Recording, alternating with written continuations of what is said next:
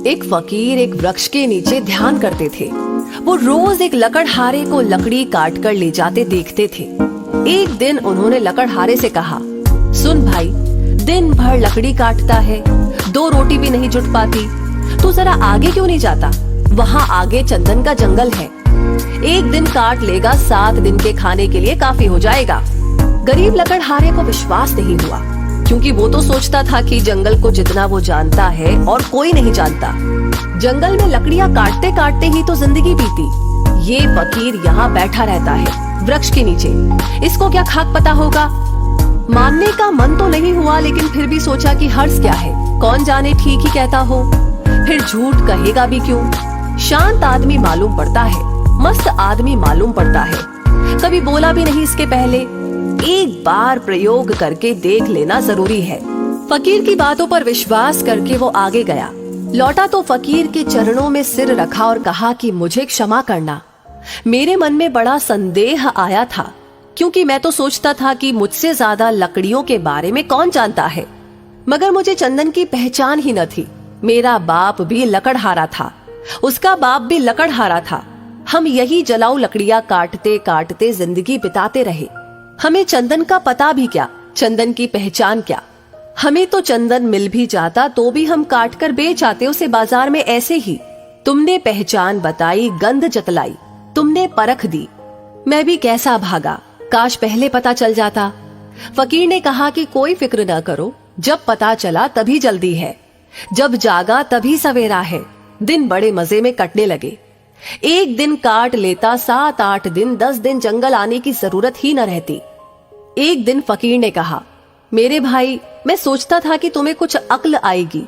जिंदगी भर तुम लकड़ियां काटते रहे, आगे न गए। तुम्हारे मन में कभी ये सवाल नहीं उठा कि इस चंदन के आगे कुछ और भी हो सकता है? उसने कहा कि ये सवाल तो कभी आया ही नहीं। क्या वाकई में चंदन के आगे भी कुछ है? उस फकीर ने कहा, चंदन के जरा आगे जाओ तो वहां चांदी की खदान है। ये लकड़ियां वकड़ियां काटना छोड़ दो, एक दिन ले आओगे, 2, 4, 6 महीने के लिए हो गया। अब तो वो फकीर पर भरोसा करने लगा था, बिना संदेह किए भागा। चांदी पर हाथ लग गए तो कहना ही क्या, चांदी पर हाथ लग गए तो कहना ही क्या। चांदी ही चांदी थी। 4-6 महीने नदारद हो जाता, एक दिन आ जाता, फिर नदारद हो जाता। लेकिन आदमी का मन ऐसा मूड है कि फिर भी उसे ख्याल नहीं आया कि और आगे कुछ हो सकता है। फकीर ने एक दिन फिर से कहा कि तुम कभी जागोगे भी कि नहीं, कि मुझे ही तुम्हें जगाना पड़ेगा? आगे सोने की खदान है मूर्ख, तुझे खुद अपनी तरफ से सवाल जिज्ञासा कुछ नहीं उठती कि जरा और आगे देख लूं? फकीर ने कहा कि अब 6 महीने मस्त पड़ा रहता है, घर में कुछ काम भी नहीं है, फुर्सत है, जरा जंगल में आगे देख कर देखो कि और क्या है, क्या ये भी ख्याल नहीं आता? उस आदमी ने कहा कि मैं भी मंदभागी हूँ, मुझे ये ख्याल ही नहीं आया, मैं तो समझा चांदी, बस बात बन गई, अब और क्या होगा। गरीब ने सोना तो कभी देखा न था, ना ही सुना था। फकीर ने कहा, थोड़ा और आगे सोने की खदान है, और ऐसे ही कहानी चलती रही। फिर और आगे हीरो की खदान है, और ऐसे ही कहानी चलती है। और एक दिन फकीर ने कहा कि ना समझ, अब तू हीरो पर ही रुक गया। अब तो उस लकड़हारे को भी बड़ी अकड़ आ गई, बड़ा धनी भी हो गया था, महल खड़े कर लिए थे। उसने कहा, अब छोड़ो, अब तुम मुझे परेशान न करो, अब हीरो के आगे क्या हो सकता है? उस फकीर ने कहा कि हीरो के आगे मैं हूँ।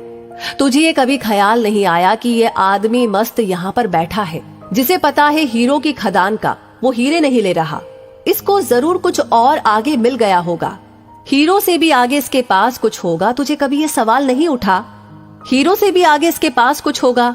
क्या तेरे मन में ये सवाल नहीं आया? वो आदमी रोने लगा, फकीर के चरणों में सिर पटक दिया, कहा कि मैं कैसा मूड हूँ, मुझे ये सवाल ही नहीं आता।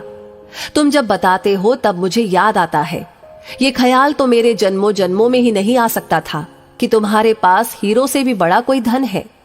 फकीर ने कहा कि उसी धन का नाम ध्यान है। अब खूब तेरे पास धन है, अब धन की कोई जरूरत नहीं, अब जरा अपने भीतर की खदान खोद जो सबसे आगे है। यही मैं तुमसे कहता हूँ, और आगे चलते ही जाना है।